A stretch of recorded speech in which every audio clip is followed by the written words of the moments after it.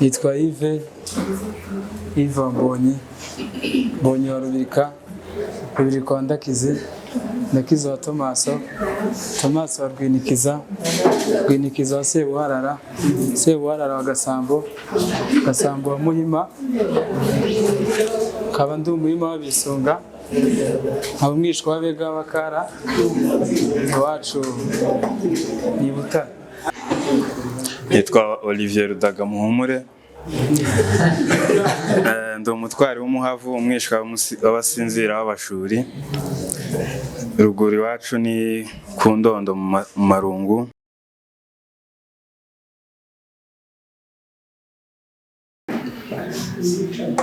Harakoze cyane. Reka rero dutangire kandusabe dutonesha, twese duhagurutse dufashe adusenge dutangire dutonesha. Mwiriwe neza, katwese duhaguruke dusenge. Ijambo ry'Imana muri Yobu 42 ku murongo wa 2 riravuga ngo nzi yuko ushobora byose kandi nta kibasha kurogoya imigambi yawe yose. Tugiye gushima Imana ko umugambi twari dufite yawushigikiye, tukava hirya no hino mu gihugu twaduhuriye hano. Imana ibishimirwe. Twese twa Imana dusenge. Mana ihoraho, Mana nyiribihe, Mana yo kwizerwa, Mana itameze nk'abantu, turagushimiye cyane gitacamahanga ko waturemye, uri Mana itagihusha, ntujye ukangwa n'ibihe. Ibintu byose Mwami uko byabimeze kose nyagura ku ngoma ubuze impamvu yabyo Mwami. Rero kuba turi hano nyagura ku ngoma niwe wabishatse, turabigushimiye. Turagushimiye gitacamahanga Data ko twatekereje umunsi nk'abana b'abantu, tukavuga ngo kuri tariki 15 z'uku kwezi kwa 4 tuzahurira hano Irebere nk'abavandimwe tuganire, twongere turamukanye. Bikaba byabaye Mwami nkuko twe twabishatse. Warakoze Mwami w'abami, waturinzeho twava hirya no hino mu mago yacu, twageza hano amahoro nyagura ku ngoma. Turabigushimiye. Twese gahunda zose Mwami zirubere hano, uzubane natwe, udufashe, utugeneze nyagura ku ngoma. Ibyo turibuze kuvuga bitanejeje umutima wa Mwami, utobare igitara cy'amahanga, kandi igitara cy'amahanga udushigikire n'abagenzi bacu batari hano bataragira hano no bagira hano amahoro nyagura ku ngoma. Dusenze twize mu izina rya Yesu Mwami wacu, amen. Imana ibahe umugisha.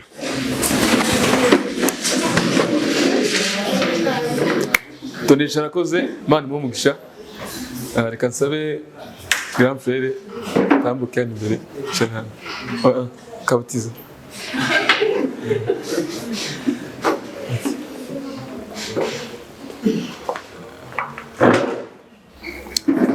Reka mbibwire kugira ngo mumenye ko ntekereza ko ariko benshi baranzi, abenshi hano baranzi. Iyo byose wenda ari umuntu ubonye bwa mbere, ariko nta muntu tujya tuvugana muri mwese. Njye nitwa Merci Sabye Mukiza, dumwitira mwishwa w'abasinzira. Ruguru iwacu ni mu Minembwe mu Masha kubahazi, ariko ubu dusigaye dutuye hano Kanombe. Umunyeshuri ni Butare. Ngiye umuntu wabaye perezida wa mbere wanyu, mwari mubizi? Abatari babizi babimenye kuva uyu munsi. Abandi bose bagiye baza bansimbura, bagiye bandusha ubushobozi. Ari umuntu amaze gusaza, Imana itoranya ubundi ikavuga ngo reka nshyire ubundi, wowe ntukibishoboye. Rero uvuga ngo umuntu ugiyeho abarusha imbaraga wari uriho. Rero Imana nagize igihe Imana ibona ko ntagishoboye, ibona undi ushoboye ishyiraho abandi, kugeza nubwo twatuye abandi ejo bundi, sibyo? Cyo mukimenye. Rero turi mu gikorwa cy'umuhuro, mwese murabizi. Kimwe mu bintu byaduteranyije hano si ukurya cyangwa ibindi, kugira ngo tumenyane cyane by'ingenzi. Niyo mpamvu ikintu tugiye gutangiriraho, sibyo? Mwumve neza, tugiye kwibwirana mu buhe buryo rero, sibyo? Umuntu arahaguruka nk'uko nabikoze, si umuntu ubishoboye. Umuntu arahaguruka, ko nta kintu batangiye kugira ubwoba. Mwabaye gute? umuntu arahaguruka avuga amazina yiwe, avuge n'umurara, avuge n'aho atuye, birahagije, atuye hano mu Rwanda. Twa Yvonne Umutesi ndumwitira abamwishwa w'abasita, mu rugo ni Nyanza ariko ni Kimironko. Nitwa Nyamusho Solange ndumugunga nkabamwishwa w'abanyabyinshi, mu rugo ni Kimironko. Murakoze. Amazina ni Gacondo Josiane, mu rugo ni Nyagatare ariko ubu ndi Remera. Ndumusinzira kwa kuzinka nkabamwishwa w'abazigara. Yitwa Yves Mbonyi wa Rubirika wa Ndakizi wa Tomaso wa Rwinikiza wa Sebuharara wa Gasambo wa Muhima, nkaba ndi Umuhima w'Abisunga, nkaba umwishwa w'Abega Bakara, iwacu ni Butare. Amazina ni Patrick Muhire, ndi umunyabyinshi w'umuhire, umwishwa w'Abarundi b'Abongera, mu rugo. Amazina nitwa Ntwari Bukuru Janvier, ndi umutwari w'umuhavu nkaba umwishwa w'Abagororwa, iwacu ni Kamembe ariko ndi hano kubw'impamvu z'ishuri, navukiye mu Minembwe mu Rugezi. Murakoze. Amazina nitwa Nibeza Joy. Muri gusakuza rero Ndi umunyakarama nkaba umwishwa w'Abasinzira, mu rugo kera bari batuye ku Mugorore ariko ubu ngubu ndi hano Kicukiro. Murakoze. Banyita Mujyanama Seti, aba umusita w'Umutenderi, umwishwa w'Abanyakarama, mu rugo dutuye Butare. Nitwa Ingeri Wamena, ndi umutwari umwishwa w'Abadahurwa, dutuye Kimisagara. Nitwa Uwase Nathalie, ndi umugorora w'Umwumvira nkaba umwishwa w'Abasita, ntuye Kimisagara. Murakoze. Amazina ni Grace Witonze, nkaba ndi umusita w'Umutambwe, umwishwa w'Abanyabyinshi b'Abakombe, mu rugo nkaba ntuye Nyamirambo. Murakoze. Nitwa Ndatawe Prince, ndi umugore w'Umusizana, mu rugo ni Rusizi, mu rugo ruguru twari dutuye mu Rurambo. Murakoze. Nitwa Grace Mutesi, ndi umurundi w'Umuhiga, umwishwa w'Abasinzira b'Abatimu, iwacu ni Masaka. Nitwa Marora Esperance, ndi umusinzira w'Abayira, nkaba umwishwa w'Abagororwa, mu rugo ni Rwamagana. Nitwa Gisore Albert, ndi umugorora umwishwa w'Abasita, navukiye mu Bibogobogo. Nitwa Gaju Aline, ndumwitira, ndi umwishwa w'Abasama, dutuye Bugesera. Nitwa Mbabazi Esther, ndi umusinzira umwishwa w'Abanyabyinshi, mu rugo ni Kicukiro. Amazina ni Niyibikoze Audacieux, ndi umusita w'Umufirira, ndi Niyibikoze wa Rudahirwa wa Rumanira wa Gasaba wa Gasita wa Gafirira. Iwacu ni Butare, gusa nanjye nigana i Kigali. Murakoze. Amazina yanjye ni Senchi Mukundwa, ndi umusinzira w'Umushombo, umwishwa w'Abarundi, ni Butare. Nitwa Ngoga Richard, ndi umusita w'Umutambwe, umwishwa w'Abanyakarama, mu rugo ni Butare. Nitwa Mugisha David, ndi umunyabyinshi w'Umuhire, umwishwa w'Abasita b'Abafirira, mu rugo ni Rwamagana. Nitwa Usana Saline, ndi umutwari w'Umuhire, nkaba umwishwa w'Abiti. Amazina ni Umutoni Rita, ndi umusinzira w'Umushombo, umwishwa w'Abitira, umukobwa wa Pole, umwuzukuru wa Muringa. Murakoze. Amazina yanjye nitwa Angela W'Amahoro, ndi umusita w'Umufirira, umwishwa w'Abagororwa. Nitwa Kiyobe Denise, umutware wa Zicaza na Sekidogo wa Ngurube ya Rwamakombe wa Kadida Segisuma ndi umunyabyinshi w'Umukombe, umwishwa w'Abitira b'Abaturire, mu rugo ni Nyamata, Minembwe niho twavuye. Nitwa Umwari Esther, ndi umwega w'Umutega Imboni, umwishwa w'Abazigaba b'Abajege, sogokuru ni yitwaga Rugomba wa Mikebanyi. Murakoze.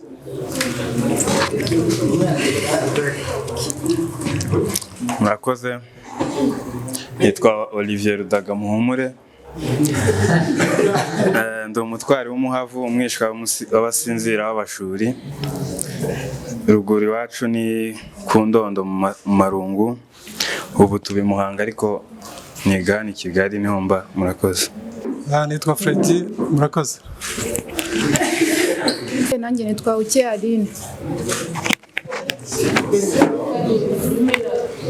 Ndi umusege nka mwishwa w'abasinga. Nanjye nitwa Muziranenge Jari, umusita mwishwa w'abanyabyinshi. Anita Benjamin, ndi umusana nka mwishwa w'abasegeye. Noye Nyamirambo. Tugiye kwakana mu bundi buryo bitewe n'amafamiye tubamo twese, sibyo? Tugira famiye zingahe? Bazizi bagira ngo zitanu. Tugira famiye eshanu, tugira famiye y'Inganji, famiye y'Abanyabutare, tugira famiye ya Minembwe, famiye y'Abanyakigali, tugira famiye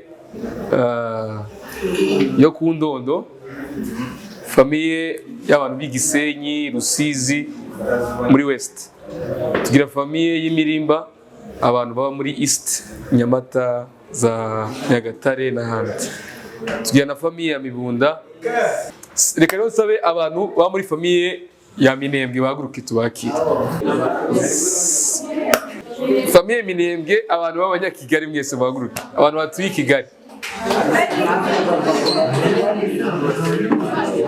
Gracias ko wicaye. Abantu bakicaye bo Minembwe bari mu biki? Barimutse. Murakoze cyane, reka twicare. Reka tusabe abantu bo muri famiye y'Inganji, famiye y'abantu b'Ibutare bahaguruke nabo tubakire. Abantu b'Inganji bose b'Ibutare bahaguruke tubakire tubabone. Barakoze cyane, twishimiye kubana nabo. Reka twakire n'abantu baturutse muri famiye ya Mibunda, i Muhanga. N'abandi basigaye? Ruhango, Muhanga, Nyanza. Hano turi kumwe n'abantu ntafite ubushobozi bwo kwakira. Babizi ibintu byose bigira protocol no mu ikanisa. Hari abantu nko kuja gutarama ngano full square. Kubona nk'umuntu uhagarikiye hari umushato kwakira. Ngamagara bishop akaza kamwakira cyangwa ngamagara ma bishop. Aya nako yabaye pastor Rungu, pastor Solange.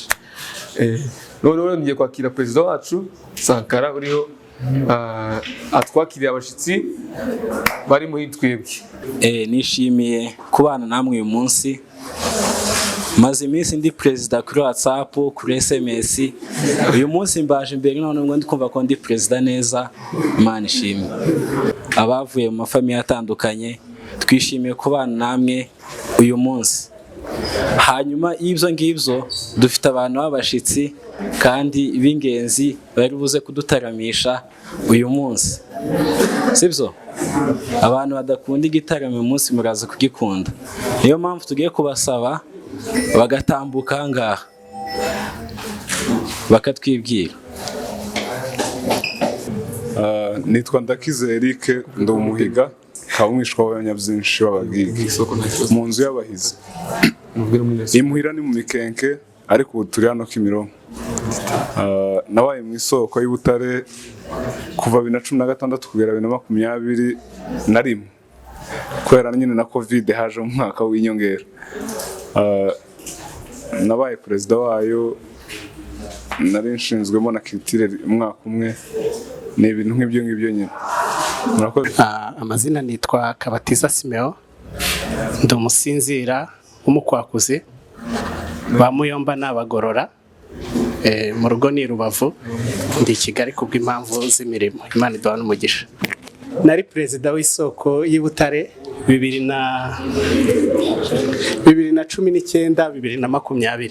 Murakoze. Murakoze. Amazina nitwa Jeannette Mutesi, ndi umuhinda w'Umusagura, umwishwa w'Abasegege.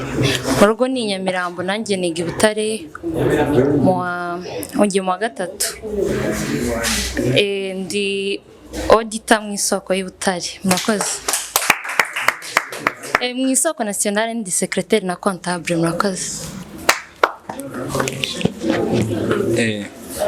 Abashitsi bacu barakoze, biyumvemo ikaze. Noneho gahunda yindi igiye gukomeza, murabona ko amasasa ntiyadusize cyane, tugomba kubyihutisha.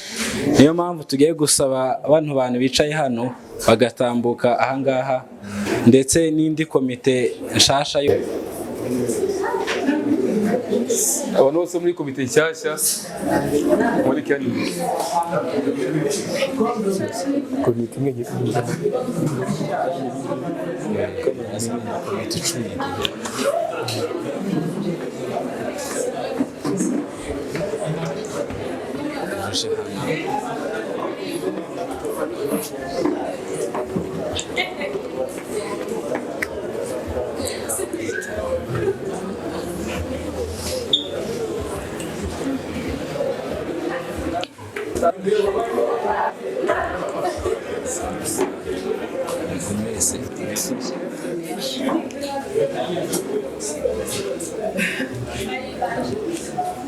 ndakeka ntawe usigaye.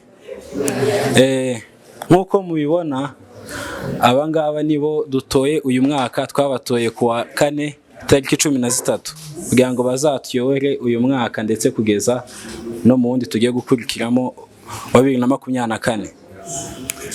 Baraza kutwibwira bavuge inshingano bakiriye. Murakoze, nitwa Nsanabera Giradi, ndi umusinzira w'umukwakuzi, umwishwa w'abasinga, iwacu ni ku Ndondo. Hano i Kigali nkaba ntuye i Kanombe. Murakoze.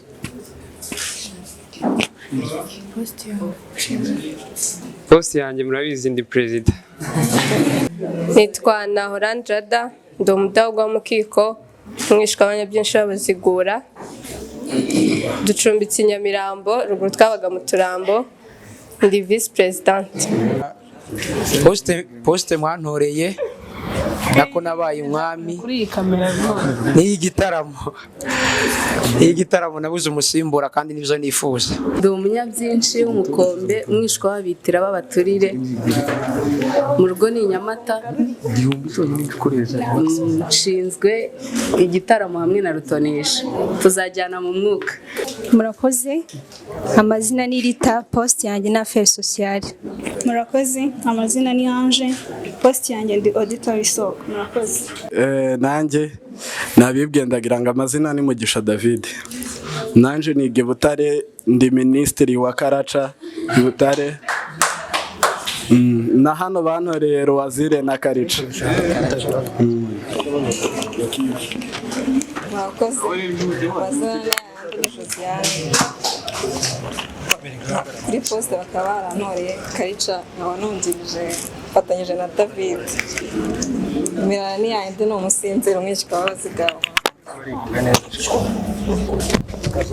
Bangiye kwirirwa. Amazina nk'uko nari nababwiye ni Grace Witonze. Hama icyo bantoreye ni ubujyanama, uwo turi kumwe ntabwo yabonetse kubw'impamvu z'uburwayi. Murakoze. Barakoze cyane abayobozi bacu. Ubu nyine mbaye perezida w'ibihe byose, ntabwo ndi perezida ucyuye igihe. Hanyuma sekreteri ntabwo yabashije kuboneka, yitwa Shekina Mawombi, yagize impamvu zitamuturutseho. Nanjye nagiraga presidente, ntabwo yabonetse, bamwita Indatwa Divine, bamwe muramuzi kuri TikTok, ni umustar. Nawe ntabwo yabonetse uyu munsi. Hanyuma reka dusabe bano bicari bagiye kutuyobora muri uyu mwaka, twakire noneho komite y'umwaka ushize. Murakoze.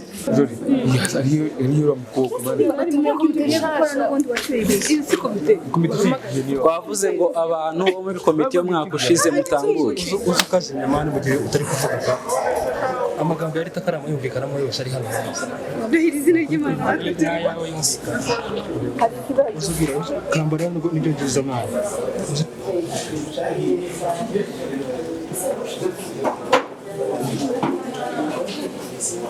Gira merci. Costa nawe hano turagushaka.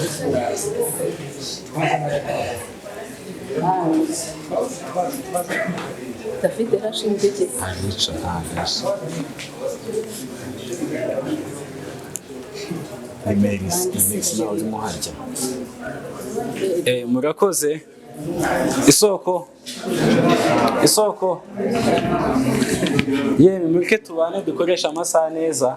Iyi niyo komite ndetse n'abandi badahari ubu nyine ni twebwe twabashije kuyobora isoko 2022 gushitsa uyu munsi. Hanyuma nabibabwiye ko president atabonetse, hari n'abandi batabonetse bagiye mu bindi bihugu. Hari abari bashinzwe igitaramo na rutonesha witwa Diane yagiye Canada. None kaduhere kuri mushiki wacu angana avuge icyo yari ashinzwe. Murakoze. Amazina ni Christine Mukeshimana, umunyabyinshi w'umugigi mwishwa abasegege. Nari nshinzwe Rwazira. Murakoze. Kandi nari nshinzwe igitaramo. Nari nshinzwe ubujyanama. Murakoze, nawe nari nshinzwe social affairs. Imibereho myiza y'abana banjye. Murakoze.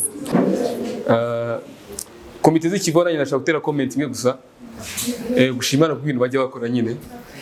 Murabona, reka dufite nk'igikorwa cy'umuhuro twapanze, nubwo wenda tuvuga ngo dutange amafaranga, ariko we birangira mu kuyatanga gusa. Ariko mu by'ukuri ibikorwa bikorwa inbox nyine, ibintu tuba dukora byinshi, ni byinshi cyane. Rero turabashimira ko bitanga. Ubundi abantu bakora badahembwa bagakora ibintu neza biba bitangaje. Ariko iteka umuntu akeneye motivation kugira ngo akore ikintu neza, sibyo?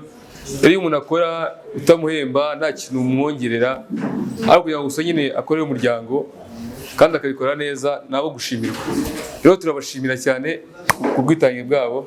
Komite by'umwihariko ivuyeho, Imana ibahe umugisha. Turashimira na komite yabanje. Komite yabanje ni komite yanjye, nanjye ntabwo nareka kuyivuga, turi mu muhuro. Komite yacu yakoze ibintu bikomeye cyane, bubikane. Yakoze ibintu bikomeye kubera ko niyo yatumye abenshi duhura muri twebwe. Ubwo twagiye tujya amakomite menshi, ariko ntitwakiriye groupe, tuzanamo abantu tutari tuzi. Ndibuka umusore twese Sport muramuzi, yagiye ejo bundi muri Sweden. Njye nawe ntitwari tuziranye, twakiriye groupe tunukwa n'ibintu byinshi cyane, ariko ntitwari tuziranye. Nawe twaje guhura nyuma nyine, bakanyandikira kuri WhatsApp tugapanga ibintu tutaziranye. Tuza guhura nyuma, twahuye ndumva twarahuye muri gare ya Irebere. Niyo twahuye, najya mpfa kwibagirwa njyewe, akantu kajya kaba mu buzima kenshi natuzirikana. Rero ndamushimiye nawe kabisa, yakoze akazi gakomeye cyane. Nawe twafatanyije tugitangira guhuza abantu, kubandikira, kubabwira isoko, bamwe niba yumva, abandi bayishaka, ibintu nk'ibyo nyine ugasanga biragoye. Ariko rero turabashimira ko nabo babishyizemo imbaraga, bikaza nyine kutugira umumaro nk'ubu ngubu, sibyo? Ikindi turashima no ibintu byinshi tumaze kugeraho, ibikorwa twakoze byinshi, nubwo nyine akenshi dukorera kuri WhatsApp, nyine ariho duhurira cyane kubera impamvu zitandukanye. Abantu batuye kure, ndavuga kure ya Kigali, n'abatuye Kigali urumva nabo batuye kure y'abatuye mu ntara. Urumva nyine guhuza ibikorwa by'abantu bameze gutyo biba bigoye, sibyo? Ariko ibyo tubashije gukora turabikora, sibyo? Abantu bagize ibibazo tujye tubasura, bagize ibyago, ubwo n'ubuhamya wenda abo twasuye barabizi, n'abagize ibyishimo ni nako biri tubwira. Wenda turi abanyamurenge, nyine tugendera ku bintu akenshi biriya ni ikintu kidufasha cyane, ibintu byo mu zima. Rero bimwe tubikora nk'umuryango, ibindi kandi tukabikora bishamikiye ku ijambo ry'Imana nk'uko nyine ituyobora muri byose. Turashimira kandi nako turashimana kuko abantu batuvuyemo bakubaka imiryango. Bamwe barubatse n'abagore, hari wabyaye ejo bundi, turabishimira Imana. Hari n'umugabo nawe washatse, twabanaga muri groupe, sinba mumuzi, hari Misengo, hari Madeleine utuye hariya ku Ruyenzi, hari Frakazi ashobora kuza hano, ejo twari twagiye kumusura, hari na REINE uri muri Australia. Rero turashimira Imana ko yabakoreye ubukwe kandi ubukwe bukagenda neza, kandi ntabwo twabubamo, sibyo?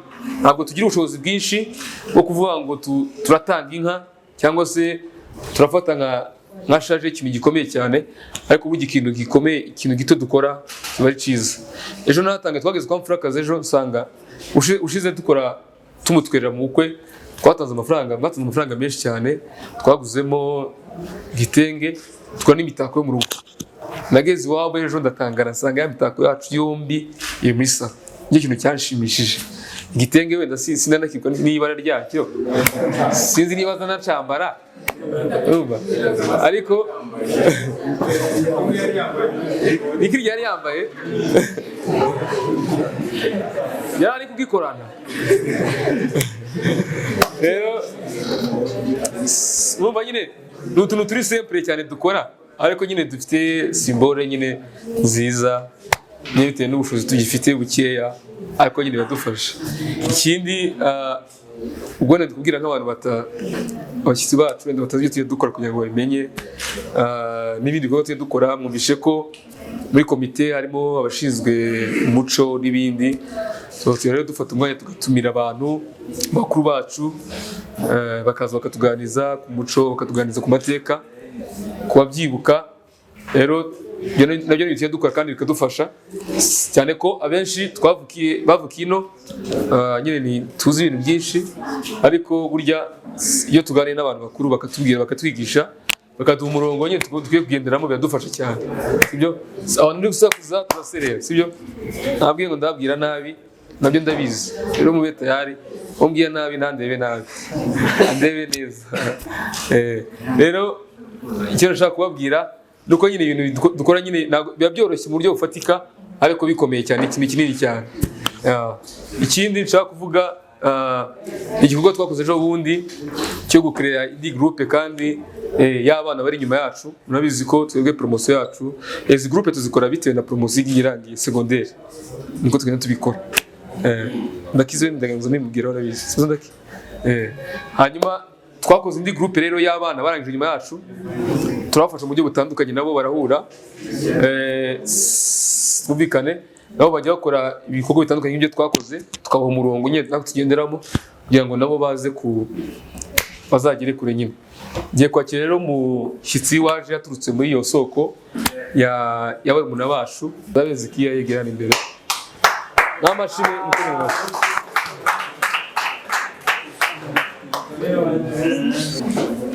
Nitwa Zikia Jambier, ndi umusinzira umwishwa w'abega. Iwacu ni kuri Gishigo iri hakurya. Nkaba naravuka Buvira, niho nakuriye. Ubwo ni muri Kongo, kubahazi bari kubyumva. Nkaba naraje ino nyine kwa kundi namwe mwaje. Rero murakoze, naje na mugenzi wanjye ntago araza, yagize utwambuti yaje twi Kigali. Nahagera wenda muramubona, turaba twicaranye hariya. Murakoze. Zikia rakoze, yanababwiye ko vuye mu isoko y'abarumuna bacu.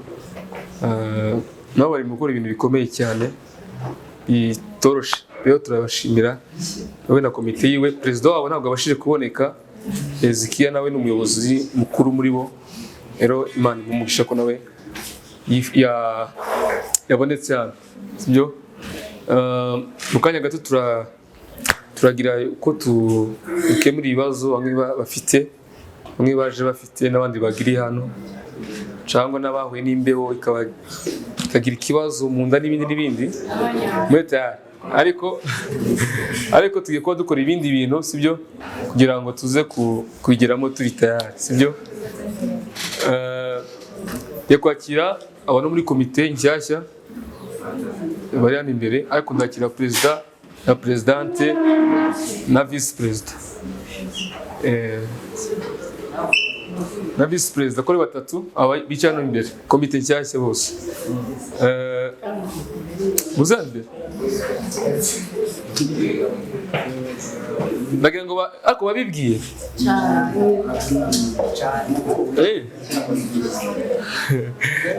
bagize neza kwibwira. Noneho tugiye kubabaza utubazo kugira ngo ko mugize ubwoba, nimba baza ngo mutuye ico ni ikibazo gikomeye, si ikibazo gikomeye. Tugiye kubaza ibibazo byoroshye. Na perezida ntabwo amaze imyaka igihe kinini muri groupe yacu, amazemo igihe gito. Presidente we amazemo igihe, na Estendo bayimazemo igihe. Tugiye kubabaza ese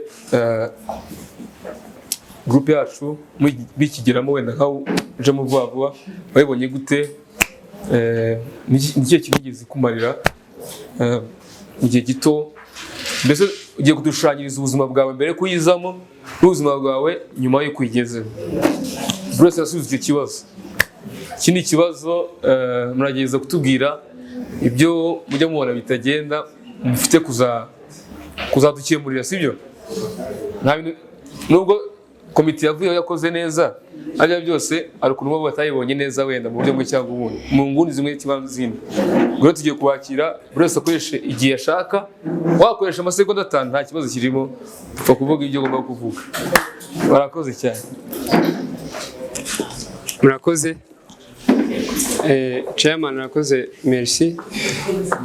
Wenda nivuze hari abantu bataraza, nitwa Nsanabera Gerard cyangwa se Gera mu Kinyamurenge. Wa Mbiyombiyo wa Muramza wa Rwirika. Iwacu hari ku Ndondo. Reka nihutishe kugira ngo nsubize merci ibyo yaramaze kumbaza. Isoko nayo ngukiyemo ibintu byinshi, ariko iby'ingenzi kuri nje ni ukubaho ngomba kuba. Kubera ko ndi umunyamurenge, nabaga mu zindi famiye, ariko ubu ngubu ndi proud cyane yo kuba mu isoko. Icya kabiri ni uko nungutsemo inshuti. Icya gatatu ni uko ndi umuntu ukunda gufasha, kandi muri ibyo bintu byose isoko ikora nasanze harimo gufasha. Muri make narafashijwe. Ikindi cya kabiri yaravuze, nasanze mu isoko wenda kitagenda, ntacyo ahubwo ni ukuzana ibindi bishasha. Ni bishasha kugira ngo turusheho gutera imbere nyine. Famiye aho twayisanze ntaba ariho tuyisiga. Ndumva ari ibyo ngibyo. Cya nyuma navuga, ntabwo ari ngewe ugiye gukora, sibyo? Muri amashami, muri imizi, muri amaboko. Nimumfata amaboko tuzafatanya, kandi ndabizi neza bizagenda neza. Murakoze.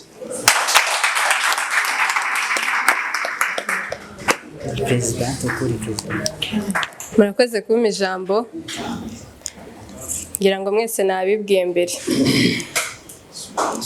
Kubona nivuze bataraza, nitwa I.O.R, umudahugwa w'umukiko, mwishwa abanyabyinshi babazigura. Murakoze. Nge isoko nayigiyemo mbere. Ni nziza, yaramfashije, yatumye menyana namwe mwese, yatumye ngira byinshi menya ku muco wa Kinyamurenge, kandi yatumye nyine buri wese agira inshingano zo kumenya mugenzi we. Murakoze. Ikibazo cya kabiri yatubajije ngo icyo tubona kitagenda, ntacyo, ahubwo wenda innovation twe tuzazana. Murabona nyine abanyakigali tugunda kwiharira ibyicaro by'amafete. Ubutaha no kuzadukorana n'amafamiye tugakorera fete n'ahandi hatandukanye, i Nyamata, i Butare, gutyo. Murakoze.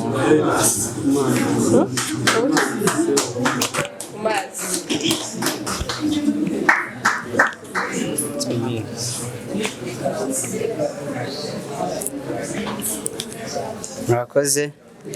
Ku bantu baje, neke twumvikane gato. Ku bantu baje namaze kwivuga, amazina nitwa Mukonde Etienne. Ese ndi umusita w'umugwera, umwishwa w'abagabika. Mu rugo ni Butare, ariko ngo kubera impamvu z'ishuri ndi kuba i Kigali. Nkaba mu mafamiye, ngo nsigaye mbazwa amafamiye abiri, ari Inganji y'i Butare, akaba na Minembwe ya Kigali, nyine kwa ko narimutse baranyakira. Ikibazo rero cya mbere babajije, ariko reka mbere ku kibazo wenda cya kabiri. Ku kibazo cya kabiri batubajije, mere wanjye nyine akaba na president yabivuze, ikintu yenda twazahinduraho gato cyane, nyine ntabwo tuzabinduraho cyane, kuko murabona abanyakigali nibo benshi cyane.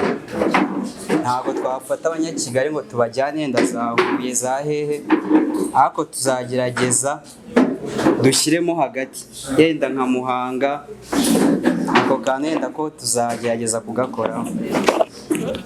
Ikibazo ariko tuzobajana niba utari ntariho. Ikibazo cya mbere rero batubajije ukuntu famiye njye nayibonye nkijyamo, nubwo yenda twakuze twiga muri za high school nyine tuba muri famiye y'Isoko, hari ibikorwa byinshi nyine byakorwaga ariko kubera ikibazo nyine cya finance ntabwo twabashaga kuba twafashanya bigiye kure. Ariko igihe nagereye hanze bakanshyira mu Isoko, ikintu cya mbere nungukiyemo nabonyemo inshuti, kubera ko yenda ubu ngubu muri kubona natuje nyine kubera ko nyine ndi kuvuga nk'umuyobozi, ariko mu busanzwe nyine byatumye mba sociable mu bantu, nyine bituma nyine mbasha gutinyuka mu bantu. Icyo kintu cya mbere Isoko yamfashije. Ikindi naboneye mu Isoko cyiza yenda ku bantu banga kuyizamo twabagiraho inama bakazazamo, nuko Isoko mu gihe yenda ufite ikibazo cyangwa se ari ikintu cyiza kitari ikibazo, yenda nk'ubukwe, tugerageza gufashanya tugatwererana, ufite 100 akarishyiramo, ufite 500 abaturusha ubushobozi akabishyiramo. Icyo kintu nacyo naragikunze. Kuwapfushije tugerageza kumusura, ibyo bintu byose nagiye mbibona, ariko ni byiza byose. Murakoze cyane. Isoko nyine icyo nabwira tujye dufashanya mu buzima bwose.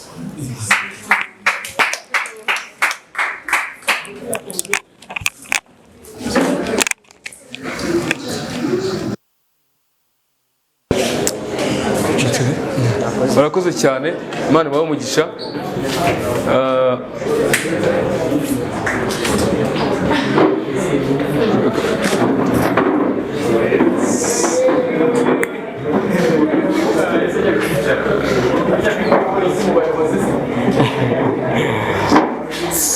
Barakoze cyane komite yacu nshyashya, Imana ibahe umugisha. Mwige kurangara, mwige kurangara. Abantu bari kuza murabazi, mwige kurangara. Ntabwo mubazi, muraza kubamenya. Hanyuma rero nari maze kubabwira ibikorwa twakoraga cyangwa se dukora, aricyo nari nibagiwe, ngira ngo nacyo tuze kongera kukibukiranyaho. Wenda twumvikana nsaba komite nshyashya kugira ngo izagishyiremo imbaraga. Twajyaga twishyurira abana minerval bari hano mu Kamanyura, twajyaga twishyura minerval buri gihembwe, tugafatanya umusanzu buri kwezi tukabishyura amashuri. Muri iyi minsi bisa nkaho bitagifite imbaraga, sinzi ukuntu byagenze. Komite nshyashya turabasaba ko bazabishyiramo imbaraga tugakomeza iki gikorwa, sibyo? Amafaranga yacu make twatangaga 500 ku kwezi, tukishyurira abana barumuna bacu badafite uko biga, bari hano hirya kugira ngo nabone uko biga, sibyo? Rero ndabasaba ko muzabishyiramo imbaraga kugira ngo bikomeze bikundi, sibyo? Ndumva ari byo. Reka rero tugire umwanya wo gufata amafunguro. Bikaza ari Christine abwe n'abantu bari yara hirya batangire badusavinge mu gihe gito, ariko kandi ndasaba ko izi meza sinzana bari buzishyire, turaza kurya turi no dutaramye, nizo bizagenda neza. Abantu baba mu Isoko y'Ibutare hano i Kigali n'ahandi turaza kubakenera kugira ngo kera ko ndabona bagisore batangiye kuja mu mwuka n'aba Grace n'aba SP n'abandi mwese, abantu muzi gukubita ikirenge n'abasanga.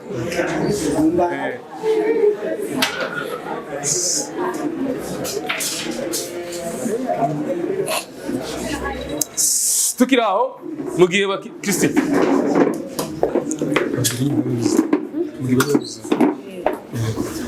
tukiri aho mu gihe bagiye gutegura ibintu byo kuba twifashisha, sibyo?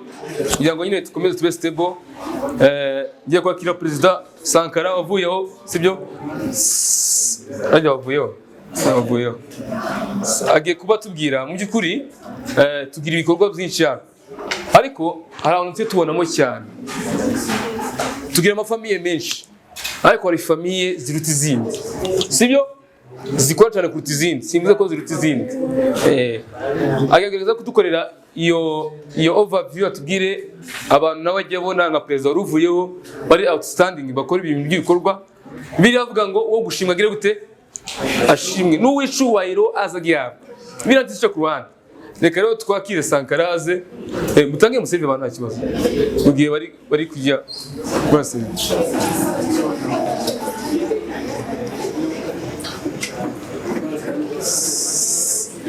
murakoze iyo abantu bari kurya birabagora ariko isoko ndogegeza kumva yenge mumanze mweke kureba utwo tuntu cyane cyane abasita kindabona mwabaye ukuntu ngoga ndeba isoko nshaka ko tubana tugiye gushimira amafamiye yitwaye neza kurusha ayandi abantu benshi bakora ibintu neza ko haba hari abambere kurusha abandi sibyo dufite amafamiye 5 twayasobanuye hari Minembwe y'Abanyakigali tukaba dufite iyitwa Inganje y'abantu b'Ibutare tukaba dufite Mibunda y'abantu b'Imuhanga Ruhango n'Inyanza tukaba dufite n'indi yitwa Mirimba y'abantu b'Iburasirazuba hose twagiye tugira ibikorwa byinshi bitandukanye bimwe bababwiyeho twakaza twishura abarumuna bacu bagize ibibazo by'ubuhunzi bitewe n'ibintu bizabibera iwacu hari amafamiye yatanze contribution cyane kurusha ayandi akumva ibintu kurusha ayandi famiye Inganje iyobowe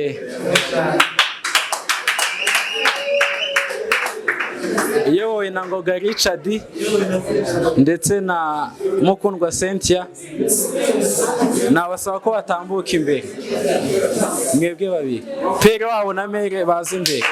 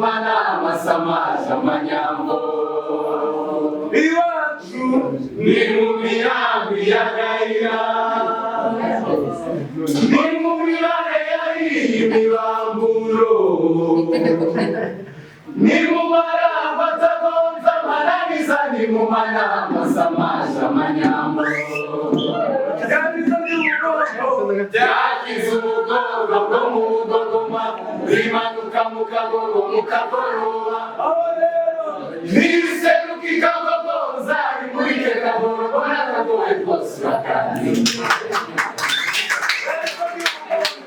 yagize umugongo ngo mu bugogoma imanuka mu kagogo mu kagoroba niseruka ikagogoza imurike kaboro bona kagoye kose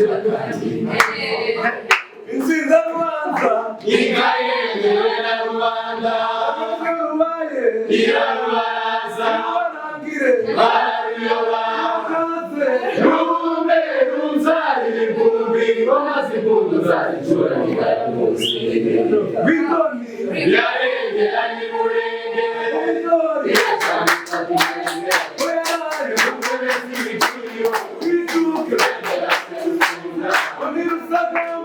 rusana nyirika yageze ahakora ntiyagazura imukuru ikanura ikanze tuzayikame maze kundi ikabara imururi bizungu kamengogera weshinga yashinze akoya bizinani bogera kwa kabiri ngere mu kanani nyambo ziwaka mu ariko kwanga kwaho karamerera umarero bazamugabo bambe umarero bazamugabo bambe izizara bakayigidere abatagira iyabo bagahaguruka je nanga duwagava nakundi era mugirizi yazagase hasi uzabe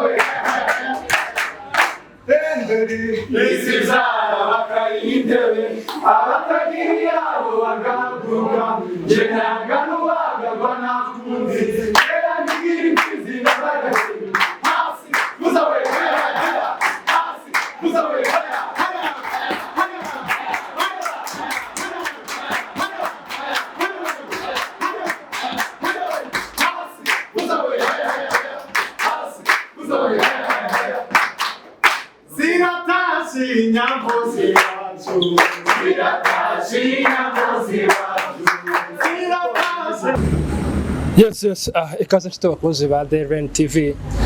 Nkuko mwabibonye ubushize twari turi kumwe n'abana b'Isoko barangije 2022. Aba turi kumwe n'abayobozi b'Isoko ya 2021. Bagiye kutuganiriza. Hano twari turi mu muhuro wabo. Umuhuro wabo urarangiye. Bagiye kutuganiriza tubwire se umuhuro wabo wagenze gute, batubwire nicyo bare bitezemo kitabaye. Reka babanze batwibwire mbere ko tugera aho ngaho. Barabanza batwibwire, reka duhere kuri president. Ubwo president muri mwebwe aratubwira aratwibwira muri make ni muntu ki. Murakoze. Yego. Amazina nitwa Sankaradani. Yego. Ndi umuhinda umwishwa w'abadahugwa. Iwacu ruguru ni mu Rurambo. Ubu nyine twaba ducumbitse Ikibungo. Nyoboye abanyamuryango bahuriye muri groupe yitwa Isooko cyangwa Famille Isooko Organization Rwanda.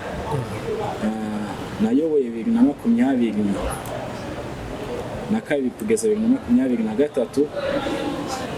Uyu muhuro nk'uko wari ukomojeho wari ugamije kugira ngo duhererekanye ububasha tubazakomeza kutuyobora. Murakoze.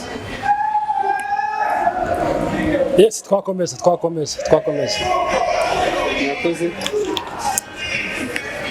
Murakoze mukoze n'abirabura mu musinzira w'umukwakuzi n'utwa abasinzi. Ruguru twari dutuye ku Ndondo bita ku Muranga. Ndi perezida w'Isoko Organization Rwanda. Twakomeje na mugenzi wawe nawe yatwibwira. Murakoze. Amazina nitwa Mukondo Etienne, nkaba ndi umusita w'umugwera umwishywa w'abagabika. Nkaba ndi vice president w'Isoko Organization Rwanda 2023 na 2024. Ni promotion tugiye kuyoboramo. Murakoze. Twakomeza ku wundi. Murakoze. Nitwa I.O.R Jada, ndi umudahugwa w'umukiko umwishwa w'abanyabyinshi b'abazigura. Nkaba ndi presidente wa Isoko Organization Rwanda, abanungirije Gerard. Murakoze. Yes, reka tubaze perezida, ese uyu muhuro mwakoze, uyu muhuro wari ugamije iki kugira ngo n'abatawubayemo bamenye icyo wari ugamije? Murakoze. Yego. Uyu muhuro twagize uyu munsi, umuhuro birumvikana ni uguhura kwacu nk'abanyamuryango b'Isoko Organization Rwanda. Twari dufite intego nyinshi zatumye duhura, ariko reka nkubwire intego zibiri zawo. Intego ya mbere ni ukugira ngo tumenyane nk'abanyamuryango, kuko twabanje guhura ku mbuga za WhatsApp, tukaba rero tuvuganira cyane, tukaganira cyane. Hakabamo bamwe bataba baziranye amaso ku maso. Uyu munsi twashakaga ngo abataziranye bamenyane kugira ngo dukomeze kugera kuri byinshi twamenyanye. Ikindi cya kabiri twari tugamije kugira ngo tubone abayobozi basha bagiye kuza tuyobora uyu mwaka ndetse kugeza 2024. Ubwo ni umwaka umwe. Izo nizo mpamvu nyamukuru z'uyu muhuro. Murakoze. Ese nyakubahwa perezida, utubwiye ko mwarimu muje kumurika komite nshyashya. Ese komite yari isanzweho yakoraga nabi cyangwa hari impamvu nyamukuru yatumye muhindura komite? Hari ikintu cy'ingenzi mu bintu byose by'imiyoborere, ni uko abantu bamwe batagumana ubutegetsi. Biza biba byiza iyo bamwe bakoze bakongera bagasingiriza abandi kugira ngo dukomeze gusharingana, kuko buri wese azana innovation. Nico gituma twifuje ko twasimburwa, suko twari tunaniwe, ahubwo no kugira ngo twese dukomeze gutanga umusanzu wacu mu kubaka Isoko Organization Rwanda. Yes, turasaba ngo uhereze perezida mushyashya uriho, perezida mwatoye mushyashya. Yes, murabona ko ari perezida mushyashya. Ndagira ngo atubwire perezida, mu magambo make isoko ni iki ku bantu batazi isoko icyo ari cyo isoko ni iki mu yandi magambo murakoze amagambo make isoko ni ihuriro ry'abanyeshuri cyangwa se abana b'abanyamurenge bagiye barahatandukanye muri kino gihugu cy'u Rwanda ndetse n'ahandi murakoze. Kuri wowe wumva akamaro ko kuba mu isoko ari akahe? Akamaro ko kuba mu isoko ni kenshi ariko icya mbere ni ukuba hamwe nk'umuryango, ikindi ni ukurushaho kumenyana ndetse no gufatanya mu bikorwa bimwe na bimwe bigiye bitandukanye. Ni izihe nama wagira buri muntu yaba umunyamurenge wiga mu kigo runaka utarajya mu isoko? Ni iyihe nama wamugira? Inama namugira ni ukumubwira ko yakereje kuja mu isoko, niho mu rugo, niho amenyera umuco, niho amenyera amateka, niho abasha gufasha bagenzi be mu buryo bumwe cyangwa ubundi. Yes, hereza mugenzi wawe Vice Perezida wawe nawe atubwire isoko ni iki mu magambo makeya twihuta kugira ngo dusoze.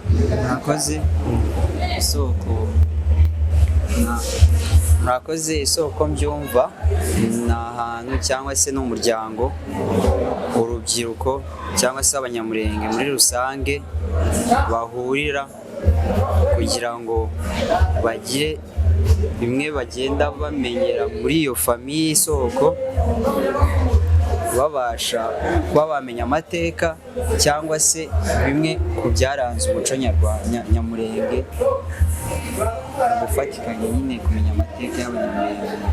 Mu magambo make ni iyihe nama wagira abantu batarajya mu isoko b'abanyamurenge? Ikintu nababwira ni uko isoko ni nziza. Inama ya mbere nababwira ni uko irafashanya, igira urukundo. Mu gihe wabaye mu isoko nta wundi muryango wakwifuza kubamo, kuko isoko iyo uyirimo hari byinshi ugenda umenyeramo, wunguka inshuti, ugenda wabonera ibyishimo bigiye bitandukanye, barafashanya. Yenda nk'urugero isoko yacu Organization Rwanda, hari ibikorwa bimwe na bimwe tugenda dukora byo gufashanya mu gihe umuntu yakoze ubukwe mu muryango wacu cyangwa se mu gihe yagize ibyago tukamufasha. Rero nabashishikariza kujya mu isoko kuko ni ngombwa. Murakoze. Yes, wakomeza ku wundi. Nawe urakomeza muri uwo muryo w'abandi, nawe tubwire isoko ni iki kuri wowe? Murakoze. Cya mbere isoko ni umuryango. Ni umuryango kandi umuryango mwiza cyane utuma nyine ugira charge nyinshi zo kwita kuri bagenzi bawe, kwita ku bavandimwe bawe. Ni umuryango, umuntu wese ubaye mu muryango amenya amateka n'inkomoko ye. Isoko irabidufasha ibyo byose. Ndumva ari byo navuga ko ibindi byinshi bari babivuze. Yes, mu magambo make mwembi uko muragenda muhererekanya, sibyo? Umuhuro mwakoze mwawubonye gute? Uko mwari mwabitekereje niko byagenze cyangwa hari bitagenze neza? Murakoze cyane. Umuhuro wari mwiza cyane kandi twishimye, n'abarimo barishimye cyane. Uko twabiteguye birumvikana, umuntu wese agomba gutegura ateganya ko haza abantu benshi. Abaje ntabwo ariko isoko yose ingana, buri wese afite impamvu ze zatumye siba, gusa n'abaje twabishimiye cyane, n'abataje bamenye ko bahombye. Icyadutunguye ni uko hataje abantu benshi kandi twarateganyaga benshi. Murakoze. Komeza kuri mugenzi wawe. Ijambo rimwe ku muhuro wabaye uyu munsi. Ijambo navuga ku muhuro wabaye uyu munsi ni ikimenyetso cyerekana ko isoko Organization Rwanda igikomeye, idateze kuzima mu buryo ubwo aribwo bwose, kuko kubona abantu bavuye mu ntara z'igihugu zitandukanye bagatanga umwanya wabo, amafaranga yabo kugira ngo baze kubana na bagenzi babo kugira tumenyane, ni ikimenyetso cyerekana ahazaza heza h'isoko ndetse n'abanyamurenge muri rusange. Murakoze. Twagiye kuri Perezida na Presidente, batubwire ijambo rimwe gusa, imigabo n'imigambi yanyu mufite muri uyu mwaka, isoko y'uyu mwaka. ijambo rimwe gusa. Murakoze. Si twe ba mbere bayoboye hano, ntabwo ari twe ba mbere bayoboye Isoko Organization Rwanda. Tuzakomereza aho abo dusimbuye bagejeje ndetse Imana izadushoboza turenzeho kuko ari byinshi twifuza gukora. Yes. Kuri perezida ijambo rimwe gusa, imigabo n'imigambi yawe muri make. Murakoze. Yego.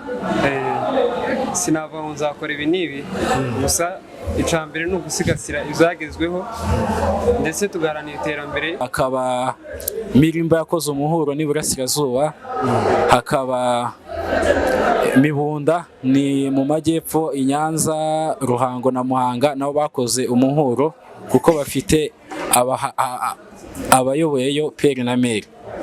Ndumva uyu ari ndi muhuro uduhuje wa kabiri. Murakoze. Yes, ndabashimiye perezida, ndabashimiye turabashimiye ko mwakwitabye kuri REINE TV. Ese ni mukuru ndi muhuro muzadutumira tugaruke. Ibyo ni itegeko. Ibyo ni itegeko.